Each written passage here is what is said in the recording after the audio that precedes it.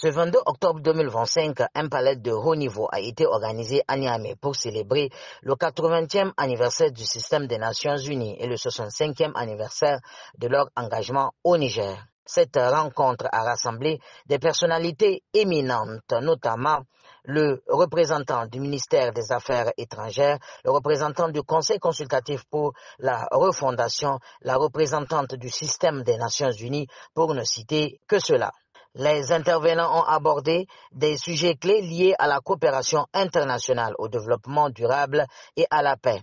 La représentante du système des Nations Unies a souligné l'importance de la collaboration entre les organisations internationales et le gouvernement pour relever les défis mondiaux. Le représentant du Conseil consultatif pour la refondation a mis en avant les efforts du Niger pour renforcer la démocratie et la bonne gouvernance. Le représentant du ministère des Affaires étrangères et de la coopération a quant à lui souligné l'engagement du Niger à promouvoir la coopération internationale. La Charte des Nations Unies a été signée le 26 juin 1945 à San Francisco.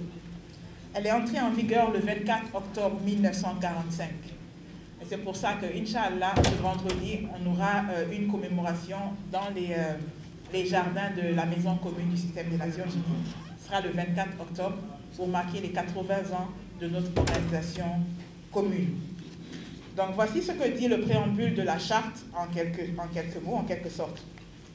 Nous, peuple des Nations Unies, résolus à préserver les générations futures du fléau de la guerre qui, 2 fois en l'espace d'une vie humaine, a infligé à l'humanité d'indicibles souffrances.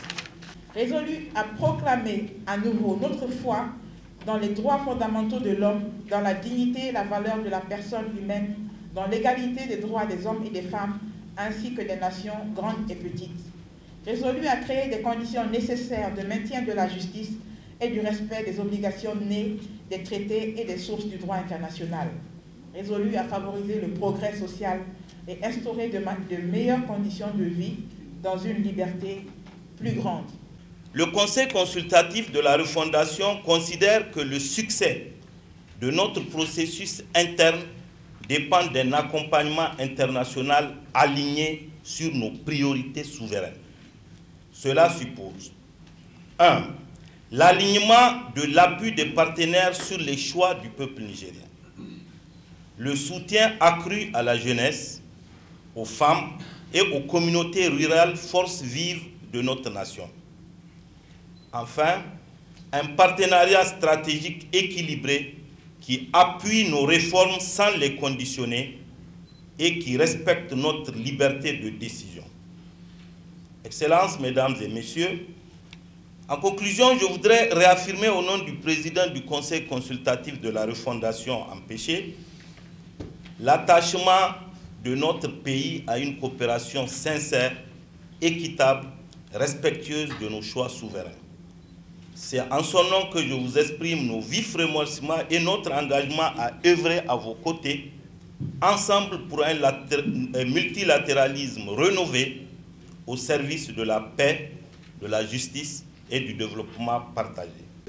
Le 80e anniversaire donc, de la création de l'Organisation des Nations Unies et de célébrer en même temps les 65 ans de relations entre le Niger et le système des Nations Unies. Je déclare ouvert donc les travaux du panel de haut niveau animé dans ce sens aujourd'hui. Merci. Pour la Suisse, les Nations Unies, vous le savez tous et toutes, sont très importantes, au point qu'en général, on confond Genève avec la capitale de la Suisse. C'est Berne, c'est pas Genève, même que Genève est la ville la plus importante, justement à cause de la présence très importante des Nations Unies. Et la Suisse, comme pays, n'a pas été si éveillée comme le Niger. Hein. Le souverain chez nous, le peuple, s'est exprimé encore en 1986 très fortement contre l'entrée de la Suisse aux Nations Unies. 75% de la population en 1986 avait voté contre l'adhésion de la Suisse aux Nations Unies. Il y a eu ensuite de longues années de débats assez intensifs et c'est seulement le 3 mars 2002 que 54,6% de la population a finalement accepté au vote l'entrée de la Suisse dans le système des Nations Unies. Les échanges fructueux ont permis aux participants de partager leur expérience et leurs perspectives sur les défis et les opportunités du développement durable au Niger. Les discussions ont également porté sur les moyens de renforcer la coopération entre les organisations internationales et les gouvernements pour atteindre les objectifs de développement durable. La cérémonie s'est achevée avec les mots de remerciement du secrétaire général du ministère des Affaires étrangères qui a exprimé sa gratitude aux Nations Unies pour leur engagement continu au Niger. Il a également salué la collaboration fructueuse entre les organisations internationales et les autorités nigériennes. Dans la gestion donc, de vos activités, donc aujourd'hui, comme nous venons donc de fêter, de célébrer les 80 ans des Nations Unies et les 65 ans de la coopération entre le Niger et le système des Nations Unies, donc je vous remercie d'avoir vraiment participé à donc, cet événement et nous vous souhaitons vraiment donc un joyeux anniversaire. Cet événement a été une occasion pour les participants de réfléchir aux progrès accomplis et aux défis à relever pour améliorer la vie des populations nigériennes. Il a également permis de renforcer les liens entre les organisations internationales et les autorités nigériennes pour un avenir meilleur pour le Niger.